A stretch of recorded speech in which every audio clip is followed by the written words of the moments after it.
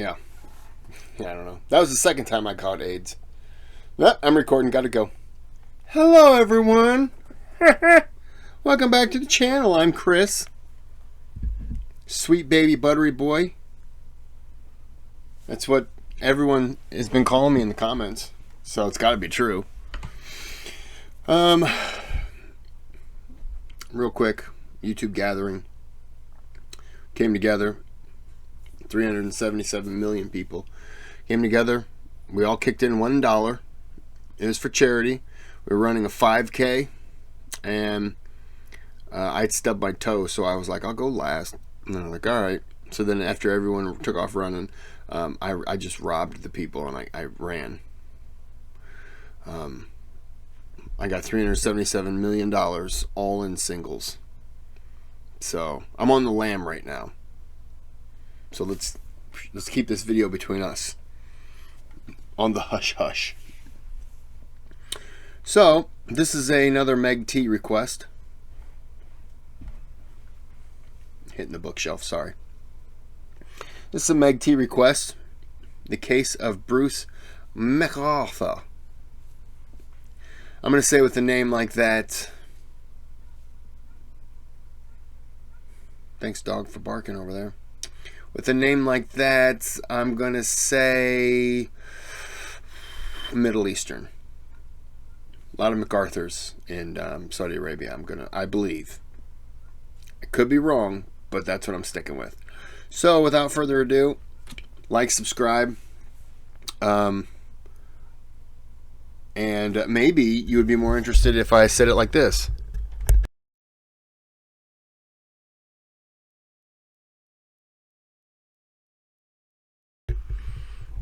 Like and subscribe to the channel, and you can watch videos that don't have any volume.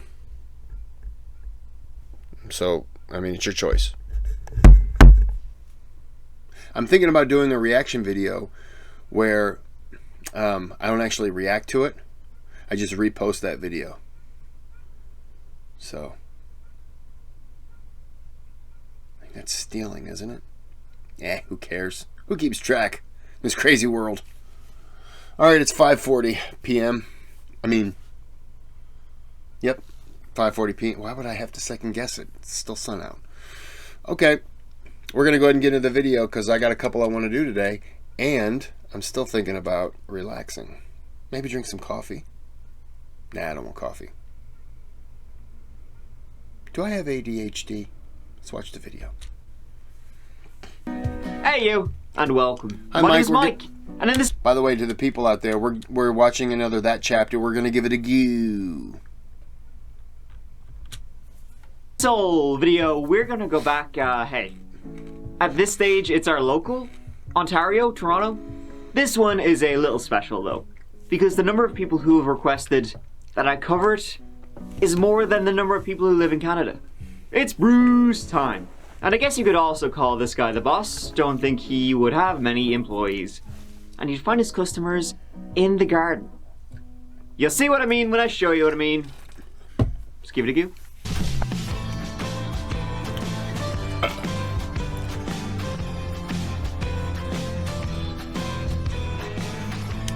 Apparently I was wrong on the location. I figured Saudi Arabia, but I was incorrect. This one, hey, it's Ontario. It's our usual haunt at this stage. Been there just a few times. So this one I'm going to skip the usual where, and let's go right back and begin at the beginning. That's when Big Bruce was Baby Bruce.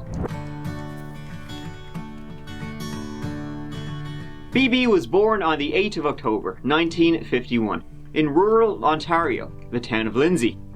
Not a lot to say about it, so I won't say a lot about it. Our bright and bouncing boy, even as a joke I don't like saying that about him, he grew up near Woodville, another small community north of Toronto. Now the thing we will say about Bruce is that he was different. Obviously we will get to that. But what I mean by that is like growing up in a small town, 50s, 60s, everybody knows each other, you don't really want to stand out. His parents, Malcolm and Isley, were very religious, though two separate faiths, which caused friction as there's no budging on either side. They would also have foster children, so Bruce had one biological sister and a lot of siblings. So Bruce, he figured out at a young age, when he was a young fella, that girls, man, not for him. Not for him. He was interested in the lads, and in a small community back in the 60s, oof, they won't like that one. So he did what a lot of people did back then, probably still do. He faked it till he made it. In high school, he started dating Janice Campbell. The only person he was trying to convince at this stage that he was straight was himself. I like dudes, I mean boo! Bruce and Janice got married after a few years, and then they moved to Oshawa and had 2 kids, a boy and a girl. For work, it was retail, eventually a traveling salesman wandering around Toronto. In Oshawa, he was a big part of the local church, and eventually in the early 90s, he came out of the closet to his wife Janice, who I'm sure was just blown away. They decided to stay together, for the kids, for the family, and then, not sure if Janice was part of the discussion, when Bruce decided they'd have an open marriage. You know what I mean? He's having a great time. Later, Bruce and Janice, they got into some financial shite. Bruce lost his job. Money was tight, even tighter when their son got in some legal trouble. Apparently, their son, Todd, he would ring up women, just make indecent comments. He's basically having a wank while he was on the phone to them. So that was more money out the window. And so they didn't just say bankruptcy, they declared it. Then Bruce, he decided to use this, as an excuse for a clean break, a fresh start. He divorced the missus at an age 46. Hey, never too late to start again, unfortunately for some parts of this story. And he moved to Toronto. He was, at this point, living his best life. He was happy and jolly, live, laugh, love, all that stuff. He became a regular in gay neighborhoods, really got into it, and wanted to be a part of the LGBTQ+ community. Fair play to him, good for him. Unfortunately, Bruce, he got a little bit too into it. He got into a relationship with a guy. That ended, he went to therapy and was prescribed antidepressants. And he started up a landscaping company called Artistic Design. And so to date, things weren't easy for Big Bruce. He had his hardships. He couldn't be who he really was for most of his life. And then finally, as he neared 50, it was like he really became alive in a way. He then decided to, do the opposite of that. Yeah, to others. What? And Bruce remained a part of the community in the Church and Wellesley area, the Village, the main LGBTQ+ neighborhood in Toronto. And though he remained part of the community didn't feel the same way. He was known as Trouble. Maybe skip this one. But when it came to having a few beers, he was grand, one of the lads, regular. Just maybe avoid contacting the Silver Fox. He was still working as a landscaper. Artistic Designs was up and running, and he was good. He was liked by his clients. He knew how to set up beautiful flower beds, planting seeds, exotic flora, and all that. He seemed to have great food for growing his plants. He was busy. Big Bruce always driving around town in his truck, always on the go. He would hire people from time to time. They never really stuck around for too long though. And years would go by. All good. Well, that's what people wanted to think. Especially the police. In reality, a lot of men were going missing from the Church and Wellesley area. A lot of them ending up in Bruce's flower beds. Skandaraj Navarnham was the first. She's a gay serial killer? Wow. Skanda, as he was known to his friends, was a refugee from Sri Lanka, coming to Canada in the early 90s. He studied at the University of Toronto and later worked at Ryerson University. During the summer of 2010, Skanda got a puppy. He was mad about it, always sharing pictures and always with it. So it was weird when in September 2010 he left the dog behind and disappeared. Skandaraj was reported missing on the 16th of September 2010. He was last seen in the early hours of the 6th of September, leaving a nightclub called Zippers with 2 men. When he was reported missing, the police were told of his alcohol and drugs usage. His family thought he might have gone into hiding due to his immigration status, but there were no signs of anything wrong. Foul play, I mean. He just disappeared, leaving everything behind. His laptop was taken by the police, and although they could have done an analysis, they didn't for another 2 years. Wow. The investigation quickly came to a standstill. The police moved on, his friends and family didn't. It was the same when Abdul Basar Faizi disappeared. Abdul Basar was from Afghanistan, moving to Canada in 1999 in hopes of a better life. He worked as a machine operator, was married, 2 children. No one knew he was gay, and this secret caused him a lot of stress. He was last seen at 11 p.m. on the 29th of December 2010 at Steamworks Bath, a gay sauna, and after that, he disappeared. His wife called, his cousin called, nothing. He was reported missing the next day. No one knew where he had been for a while. He had told his wife he was going to meet a friend. His car was found on the 4th of January in an area, Moore Avenue, about 10 minutes from the sauna. His family, who, didn't know he was gay, would say, he had no reason to be in that part of town. Did he, though? Now, these 2 cases were both handled by different police departments. One investigator, though, said that, she thought they could be connected, but nothing would really come of it, and it would come to a standstill. On the 25th of October 2012, Majid Kayhan was reported missing. He, again from Afghanistan, married, 2 kids, secretly gay. Even after he divorced and moved into the gay part of town, he still had difficulty coming out. He had been seen by his son on the 14th of October, and then no word from him. When the police went to his house, no sign of foul play, but his birds were dead, and Majid would always ask a friend to look after them if he had to go out of town. The investigation into him then began, with the lead investigator having no clue about the other 2 missing people cases. It was a mess up from Jump Street. It took them a while to start connecting these missing persons. But then, Project Houston began. This was a task force set up to solve these missing persons cases. It wasn't set up, though, because links had been made between the 3 people and this would be a project then to look into. It wasn't set up because they found any links. It was set up for a completely other insane story that I'll barely scratch the surface of. See, the Toronto police received a tip from the Swiss police, the Swiss authorities. Swiss! I know, right? What? The tip said. There was a global organization of cannibals, based in Toronto. Yeah, I know, it sounds like bananas shit, but here we go. The tip said one of its members, a James Brunton, murdered Skandaraj, chopped him up, and chowed down. At this point then, the police went to Skandaraj's family and asked, hey, by any chance, is he still missing? No one solved that yet? Bummer. To cut a long story short anyway, this James guy, he wasn't connected to any of the disappearances in the village, but the police did realise the 3 disappearances were connected. James, by the way, was a giant piece of shit. He wasn't related to disappearances at all, but he was a pedo, a molester, and he met a 15-year-old boy on a cannibalism sex website, then made the boy sign a contract saying he would be a sex slave, tortured, and then eaten. James Alex Brunton. Who hasn't signed one of those before? I've signed like 12 of them. One of them was supposed to wear a gimp suit 24 hours a day. We all find our ways to get out of them. And volunteer hockey coach, sadomasochistic child pornographer. If you are looking how to get out of one, do the same thing I did. I just called one of those timeshare companies. They got me out of them. I also now own a timeshare. I really have nothing to say.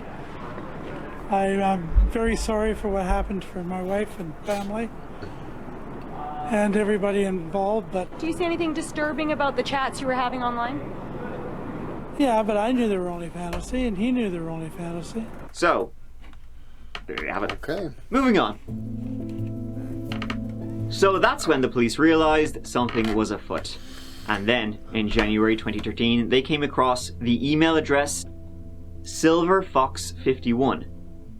Bruce wouldn't be connected to that for a while. But the police started thinking about, what could be going on? Who knows? Serial killer? Nah, they shot that idea down pretty quick. We must be joking. Cool. They continued to investigate what they just assumed were missing persons cases, albeit slowly. Bruce was actually interviewed in November 2013, and he was connected to 2 of the missing men, but they didn't look at him too hard. They didn't realise he had almost killed someone back in 2001, and they didn't know he had been in a sexual relationship with Skandaraj for a time. so he knew him well. And then, in April 2014, Project Houston was dismissed. What happened to those missing fellas? God only knows. 2 months later, Bruce had his record suspended, so no one would know he'd ever been arrested at all. In August 2015, 49-year-old Saroush Mahmoudi disappeared. He was from Iran, once again married, had a stepson, and one day he left for work and never returned. The one thing noticed was that when he left for work, he took his travel bag with him, as if he knew he would be gone for a few days. He'd be gone a lot longer. He wasn't seen in the village though, so his disappearance wouldn't be connected to the others for a long time. Bruce, in the meantime, he just couldn't stay under the radar. No, not for him.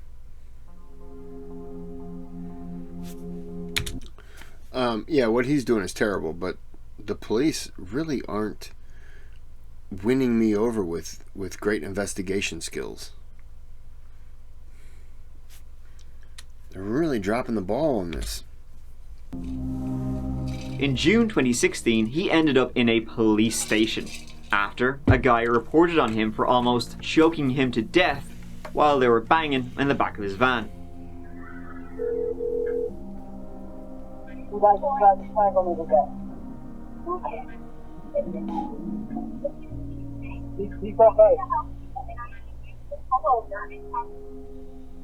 Okay, he's going south now. We're inside the guy's van. There's Bruce. For a while, we try to make out once in a while. All of a sudden, he grabbed me by the throat and threw me on behind my back. Grabbed me by the throat and tried to strangle me. This guy managed to escape and he ran to the police. Bruce then, like before, he turned himself in.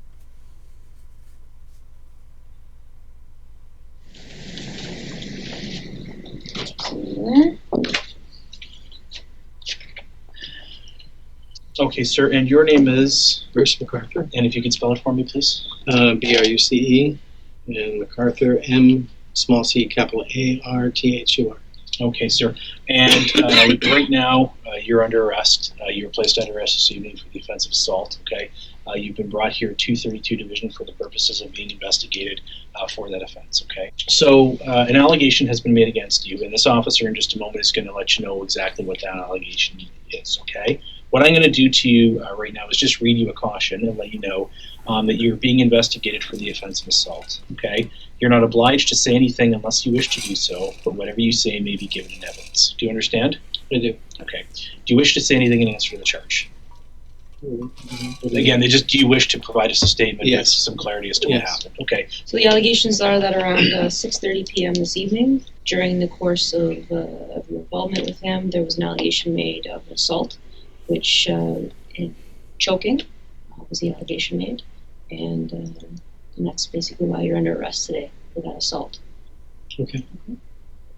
So, sir, if you would like to provide us with your account of what occurred earlier this evening. We were going to have sex, and he suggested doing it in the back of his truck since it hadn't been used yet. It was a brand new truck. I said, well, there's more room in the back of my van. So we went to my van. So then I thought, okay, he likes it rough. So I put my hand to his throat, and just for a few seconds, because before that he's very strong, he just completely turned around and grabbed me by the throat.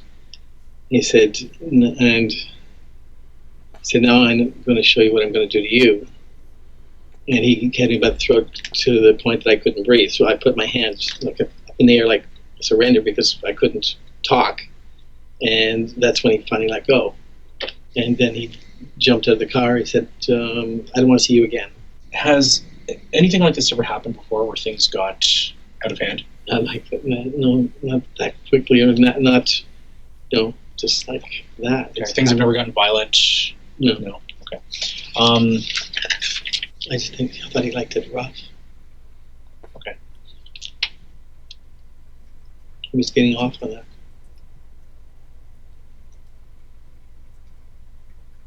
Just before we conclude, is there anything else you feel might be important to tell us before we end the interview?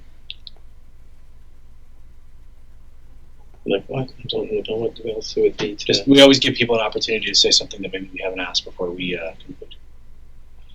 I don't know. We had sex, numerous times and never had a problem. Sure. Yeah. Okay. Right. Time that I. So what the guy said to the police was they had hooked up in the back of his van, and Bruce then started just getting very violent and started choking him out. This guy barely managed to escape and ran off. Then Bruce would say, "No, yeah, we were hooking up or whatever. He asked me to choke him. He consented. He was good with it. He freaked out for some reason. That's it." The police believed Bruce, that this guy was asking for it, and they let it go. Wow.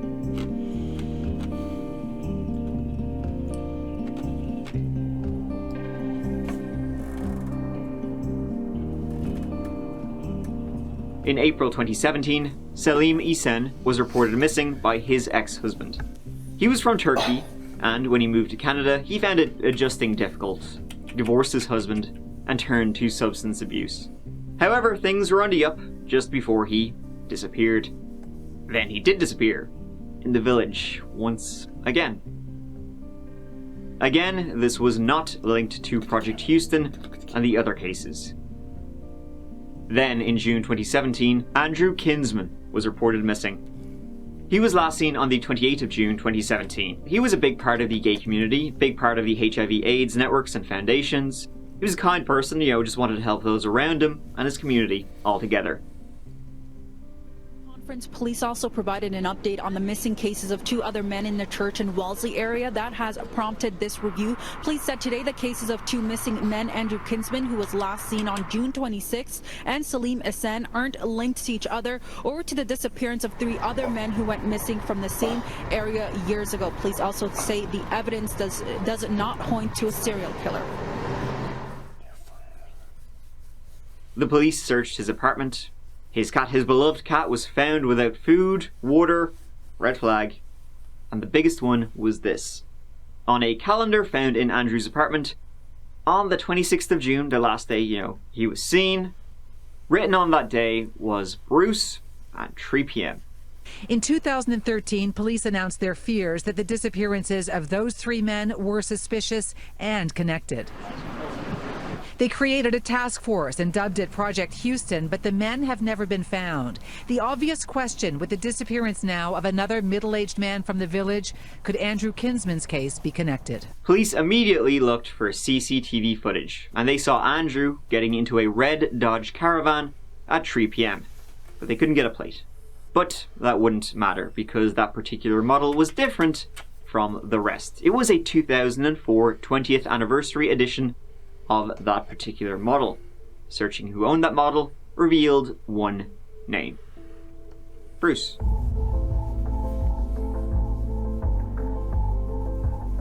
And that's when shit started getting real. A connection was made between Andrew's disappearance and Selim's disappearance. This launched Project Prism then, which would take on all the Project Houston disappearances too. A lot of projects here, very few results. Reminds me of college. The last time 51 Division set up a task force was for this, Project Houston, the disappearance of these 3 men from the village between 2010 and 2012. All 3 disappearances deemed suspicious and connected.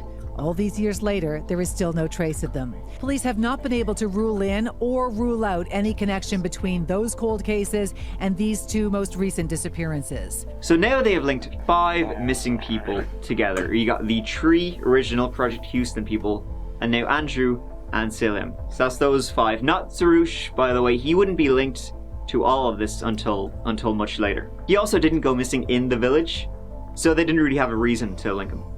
Bruce McArthur became a major person of interest when the investigators learned he'd been interviewed 4 years earlier for Project Houston, and he had links to some of the missing men. They also learned of the choking incident when he wasn't charged for it, but it was starting to form a picture. Not a pretty one. Maybe the police believed the wrong guy after all. He was then put under surveillance, and he was monitored at all times as he went to and from his apartment at 95 Thorncliffe Park Drive. His DNA was also collected. They got a warrant to seize his Dodge Caravan, but unfortunately at that stage, he had long gotten rid of it. Well, he'd gotten rid of the car. Not the evidence inside the car. In October 2017, they found it and discovered 4 different men's DNA samples. One was Bruce, one was Andrew, the other 2 were unknown. They then got a warrant to search his apartment and his digital devices. They found some creepy shit. Like over 100 pictures of Andrew, which is on his laptop. Pictures of lots of men, actually. A lot of the pictures, the guys didn't know they were being photographed. Sneaky photographs. Weirdo. The police started following him all around as he was doing this. Snap, snap, snapping away. They followed him as he would do a mall. He was a mall Santa also, which is even creepier. Other pictures they found were of men inside his bedroom. 2 of them were Andrew and Salim. They were naked. If you ever hear me talking about a dog snoring, this is Kelby. This is the other one. This is the snorer. Right? They know about you and your snores?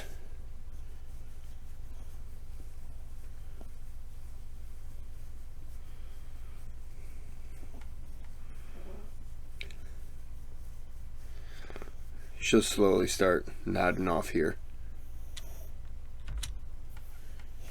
With a rope around their necks. Very tight. So, yeah, then the police were like,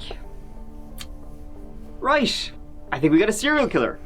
Let's get him. What timing they had. On the 18th of January 2018, the police busted down Bruce's door. They were gonna get him. They were gonna arrest him. So they went into Bruce's apartment and they found him in his bedroom. On the bed was a guy, naked, tied up, with a plastic bag over his head. And then beside was big, fat, naked Bruce, dirty dick hanging out, with duct tape. Gonna duct tape the plastic bag over him, over his mouth. Quite a sight. Nightmare fuel. Bruce was literally about to murder someone when the police busted down his door to arrest him for murdering other people. Bruce must have been very pissed off. Blue-balled by the boys in blue.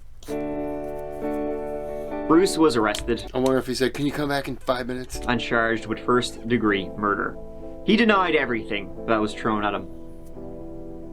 So they kept him in custody, and they wanted to check one more thing. There was a property that Bruce stored all his landscaping equipment at. They thought, there could be... It just dawned on me that his lawyer was probably Shaggy, who was just telling him, just say, it wasn't me. They're like, we caught you about to murder somebody as we kicked in your door. It wasn't me. Everybody knows that song. Something there, some clues maybe. They were right. There were 5 large pots in the garden, and cadaver dogs gave each a big ol' woof woof. Parts of 7 different men were found inside those pots. And on that property they would find more. Bones, pelvises, skulls. They found too many bones, if you know what I mean. The remains found were of all the men I talked about. Skandaraj, Abdul Basir, Majid, Sarush, Selim, and Andrew. 6 men. They found 8. The 2 others were Krishna Kanagaratnam, another refugee from Sri Lanka. He was homeless and trying to avoid deportation when he was last heard from in 2015. And then also Dean Liswick, who was homeless. When he lost his job at a bar, he struggled with drugs and became a sex worker. He disappeared in April 2016. On a USB stick in Bruce's apartment, well, on it were 9 different folders, each one a victim, though sometimes he didn't know the victims' names, and inside were pictures of each victim. That was the 8 murders, and then his, well, he hoped would be his 9th when the police interrupted by arresting him. He kept a journal and loved to document his killings. At other places Bruce worked, landscaped, they would find some hair and other remains. It's a good way to hide victims, I guess, when your job is to dig holes. The predominant motive that serial killers do what they do is a need for control. And so he's a very extreme example of a controlling serial killer in that, he's imprisoning his... Do you think that this is a case of someone who just decided to do it? Or is it the case of somebody who always did it? Maybe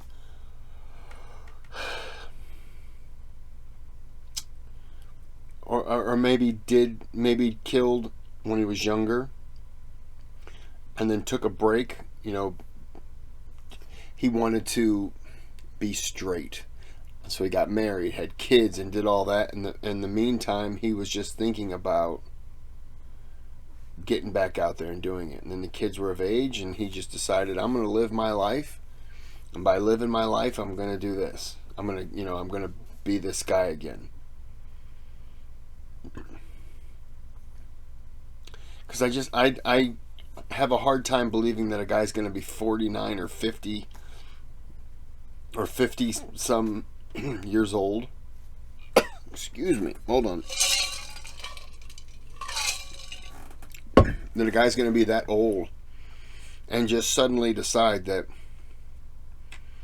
he's going to start killing people.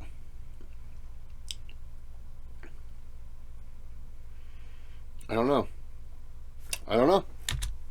Victims, he is keeping them after death. He was posing them in photographs. It's a very unusual age for a serial killer to begin his serial killing. The average age is around 28. So the mystery is how much of an average serial killer is he? In 2018, Bruce was charged with the first-degree murder of all 8 men. Good. In January 2019, Bruce pled guilty to all counts. He was sentenced to life in prison without the possibility of parole until he's 91 years old. Even then, it is highly unlikely it will be granted. Let's be honest here. I do not see Bruce McArthur seeing daylight. I do not see him in a public setting ever again. If he were to be paroled, then we'd have to start questioning our sentencing in the country. I'll take it for face value that in this case that life will mean life at the end of the day. He's eligible for parole in 25 years. That doesn't mean he's going to be free. I just want to remind people, Canada did have that guy who went crazy on a bus and bit a guy's face off or whatever, and I think he was out of jail in 2 years. I don't even remember now. I could be talking out my ass right now, but I seem to believe that when that guy just said that, I believe him. I believe that he believes that, but I think that Canada's a little more lenient than we are because hey, stop. Because we're all about, we profit off of prisons. I think they're more in the rehab. They are what we used to be. And I think that they probably look at the rehab aspect more than we do. I don't know. The police obviously came under a lot of fire during and after this for not following up on missing persons cases, allegations of racism, for handling things improperly at the time, which led Bruce to continue what he was doing. Yeah. So, coming back to Toronto, as we do again and again, and I'm sure we will again, I think some conclusions we can derive from this is that maybe, just maybe, the Toronto Police Service, not very good, eh? The officer who investigated the 2016, choking incident with Bruce McArthur, where he was like, it's grand, don't worry about it. He was later charged with insubordination and neglect of duty, and was found not guilty of both. There are some serial killers and stuff like that who are super charismatic, and they can sit down and they can con you into believing whatever. They can just win you over. And listening to him when he was talking to that cop, who's this? I'm listening to it, and obviously we know what happened, but who's to say if I'm sitting in that situation, I don't think any differently. I don't hear Bruce giving his explanation and think, okay, maybe the guy did ask for it. Maybe it got a little bit too rough. The guy panicked, started choking Bruce. Bruce backed off. The guy got out of there. Like if Bruce really wanted to hurt him, he could have hurt him, you know. So, and Bruce says, hey, look, I let him go, and he got out of there. So who's to say I would be any different in that situation if I'm the cop? Because I would think, look, in the end, one guy said he was choked. Ultimately, he's not dead. He was allowed to leave. He wasn't chased or anything like that. And the guy, Bruce, did turn himself in and accepted everything and then explained it. This is what happened. And it wasn't argumentative, wasn't anything. So who's to say that I wouldn't have looked at it and been like, you know what? Let's just dismiss the charges. No one's dead. It could have been a misunderstanding in the moment. And let's just... Everyone learns from this. Who's to say I wouldn't have done that? I was bashing the cops, but who knows? Who's to say I couldn't be that person? And like I say, there are a lot of killers that are just... They're just charismatic sons of bitches. And they have a charm. And I mean, him sitting in there, he wasn't giving me vibes of anybody who did anything terrible. Yeah, I don't know. So, there you go. There might not have even been much of a need for Project Houston or Project Prism if they had just done Project Do Your Job. Yeah. A lot of shit came out. But that just about wraps up this one. Pretty horrific what he was doing there, you know. Preying. He's a predator. Complete definition of a predator, preying on people in the community I guess he wanted to join. Wanted to be a part of. Was a part of. And then like a wolf, he was just going around. Even creepier when you think you'd see him out there doing your garden, putting a head in your hedgerow or something. This case, as I said, was a major one, and I really did only scratch the surface of a lot of it, especially when you're talking about the numerous controversies that surrounded this case and the fallout it led to. The primary source for this video was The Missing and Missed by a judge who actually reviewed the case, the Honorable Gloria J. Epstein. Link in the sources below if you want to read more. It's a fascinating case study. But that just about wraps up this one. Big Bruce McArthur. Scary bastard. Alright, Toronto, you knocked it out of the park once again.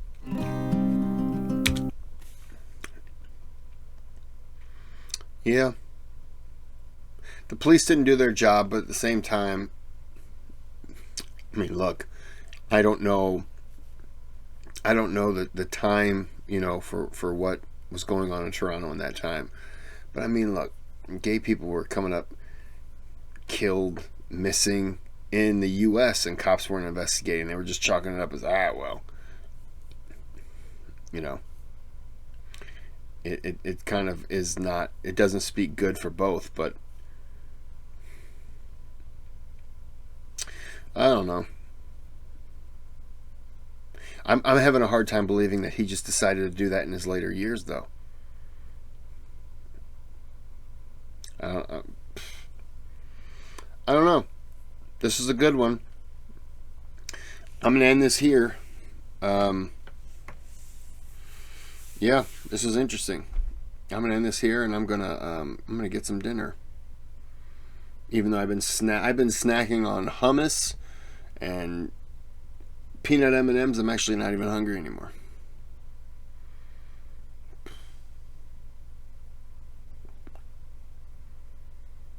Oh well. Yeah, this is a good one. Thanks for watching. Have a good day. Have a good night.